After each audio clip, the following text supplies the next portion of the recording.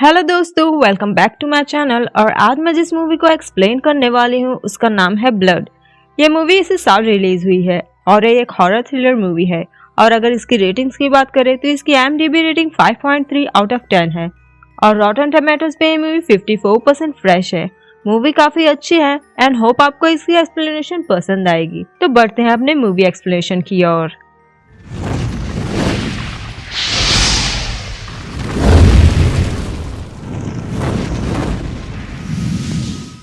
तो मूवी के स्टार्टिंग में हम एक छोटे से बच्चे को देखते हैं जो कि अपनी डॉग पिपिन के साथ में खेल रहा होता है और उस बच्चे का नाम ओवन होता है। और हम ओवन की बहन टाइलर को देखते हैं जो कि एक टीनेजर होती है और वो अपना सामान रखने के लिए जगह चूज कर रही होती है क्योंकि शायद वो सब उस जगह पर नए शिफ्ट हुए थे। और फिर हम जेस को देखते हैं जो कि इस मूवी का लीड रोल है। जेस उन दोनों बच्चों की माँ होती है और जेस एक बीमारी से रिसेंटली रिकवर होके आई थी।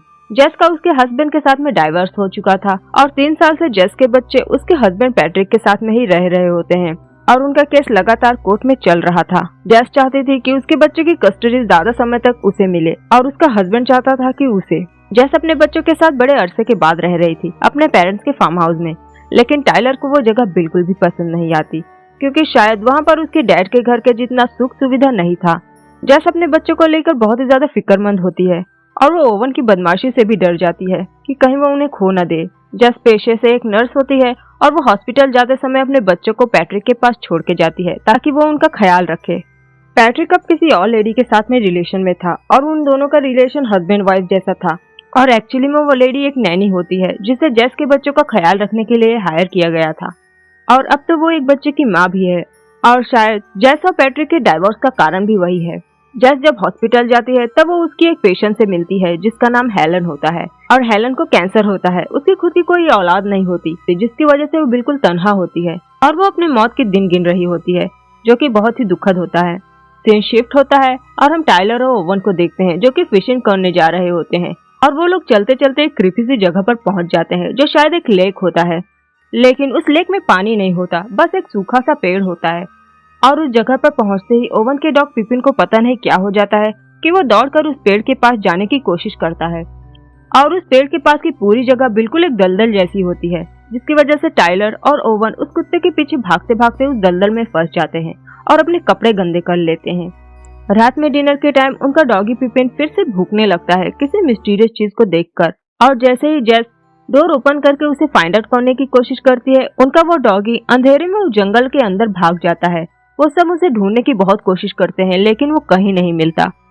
डॉगी के खो जाने की वजह से ओवन बिल्कुल उदास हो जाता है। जेस हर जगह उस डॉगी का पता लगाने की कोशिश करती है लेकिन नाकाम रहती है। ओवन तब अकेले ही अपने बाइसिकल से अपने डॉग की मिसिंग पोस्टर हर जगह सर्कुलेट करता है।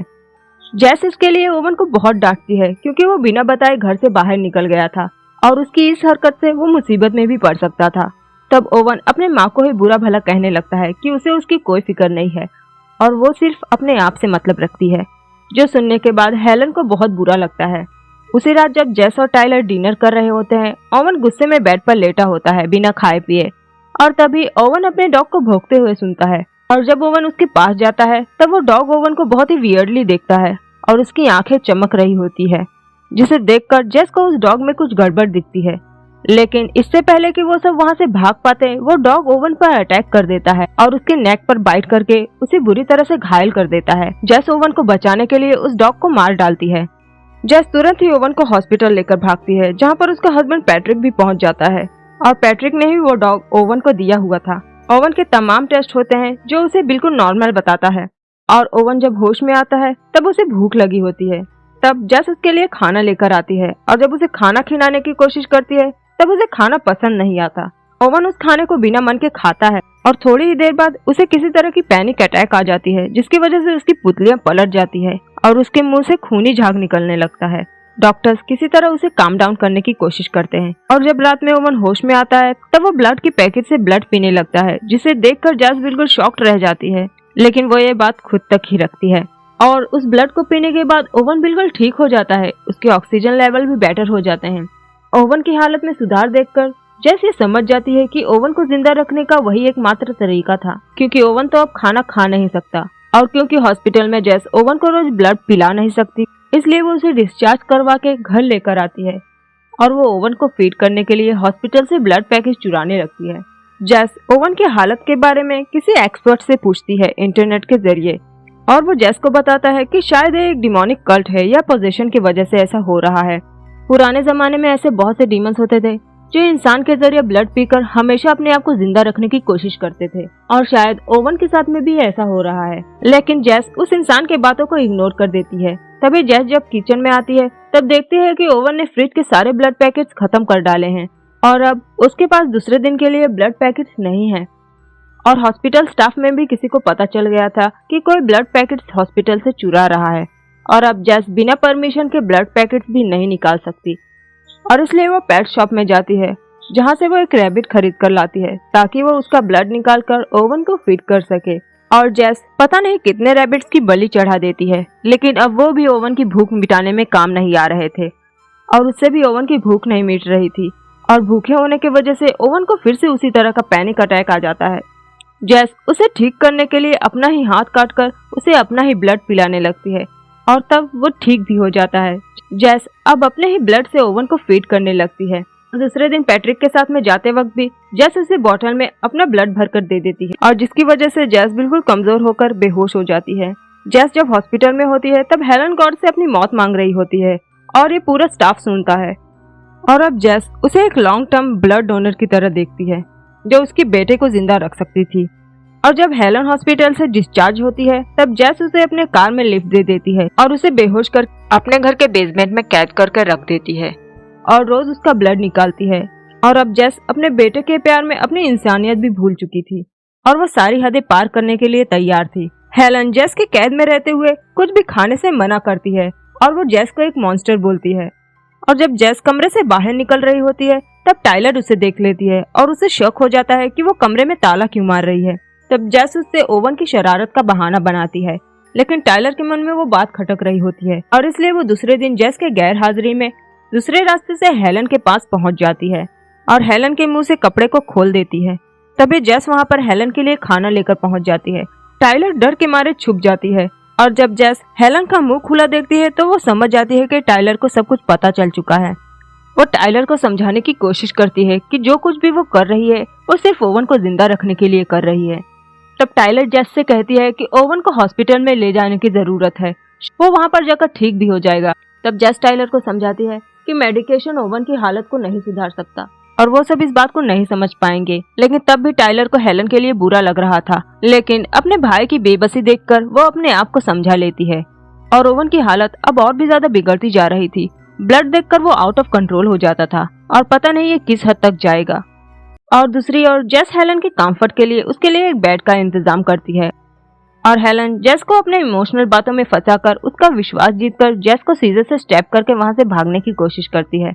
लेकिन इससे पहले कि वो वहां से भाग पाती, जेस उसके सर पर एक लाइट लैंप फोड़ देती है, जिससे हेलन बेहोश हो जाती है।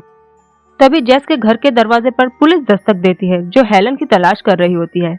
लेकिन जेस बड़ी चालाकी से पुलिस के हर सवाल का जवाब देती है, और वो ऐसे बिहेव करती है जैसे हेलन के बारे में उसे कुछ पता ही नहीं। और तभी हेलन होश में आ जाती है, और पुलिस की आवाज सुनकर वो हेल्प के लिए चिल्लाती है, लेकिन तब तक पुलिस वहां से जा चुकी थी, और हेलन बेचारी वहीं पर कैद रह जाती है। जेस जब अपने बच्चों को पैट्रिक के घर से अपने घर लाने के लिए गई हुई होती है, तब हेलन मौका पाकर दरवाजा तोड़कर घर से बाहर निकल जाती है। लेकिन तभी जेस घर पहुंच जाती है, और सब मिलकर हेलन को ढूंढने लगते हैं, क्योंकि हेलन अगर पुलिस के पास पहुंच गई तो वो मुसीबत में पड़ सकते थे। हेलन डर के मारे भागने की कोशिश करती है, लेकिन वो फेंस में जाकर अटक जाती है, जो सीधा उसके गले में घुस जाता है, और हेलन वहीं पर मर जाती है। जेस और टाइलर तो हेलन को फाइंड आउट नहीं कर पाते, लेकिन नोवन हेलन को फाइंड आउट कर लेता है उसके ब्लड की वजह से, और जुट जाता है हेलन का ब्लड पीने में। और इस दौरान जेस जब ओवन को देखती है तब वो उसका रूप देखकर डर जाती है। ओवन की आंखें रेड कलर की हो चुकी थी, और वो एक एनिमल की तरह रोर कर रहा था। जेस फिर उसे घर में लेकर आती है और उसे नहलाती है, और हम पूरे बाथटब को रेड कलर का देखते हैं। रात में टाइलर को ये समझ में आता है कि ओवन दिन ब दिन एक मॉन्स्टर में तब्दील हो रहा है, इसलिए टाइलर इसका सोल्यूशन फाइंड आउट करने के लिए जाती है उस लेक के पास, जिस पेड़ से एक भयानक आवाज निकल रही होती है। और अब ओवन की खूनी भूख बढ़ती ही जा रही थी, और ऐसे बुरे हालातों में पैट्रिक पहुंच जाता है उन्हें ले जाने के लिए। जेस टाइलर को बोतल में कुछ ब्लड देती है जो ओवन की भूख नहीं मिटा सकती और टाइलर को ओवन की बहुत ही ज्यादा फिक्र थी। ब्लड पीने से ओवन की हालत और भी ज्यादा खराब हो रही थी और वो जेस को उस लेक के बारे में बताते हैं जो सारे फसाद की जड़ थी और वो क्रीपी से दिखने वाला पेड़। लेकिन जेस टाइलर की कोई भी बात नहीं समझ पाती और पैट्रिक के घर पहुंचने के बाद ओवन की भूख और भी ज्यादा बढ़ने लगती है।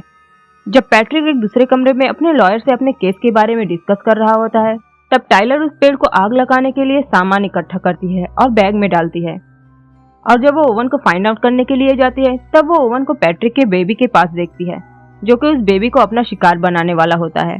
तब टाइलर उस बेबी को बचा लेती है और ओवन को अपने साथ में लेकर जाती है उस लेक के पास उस पेड़ को आग के हवाले करने के लिए।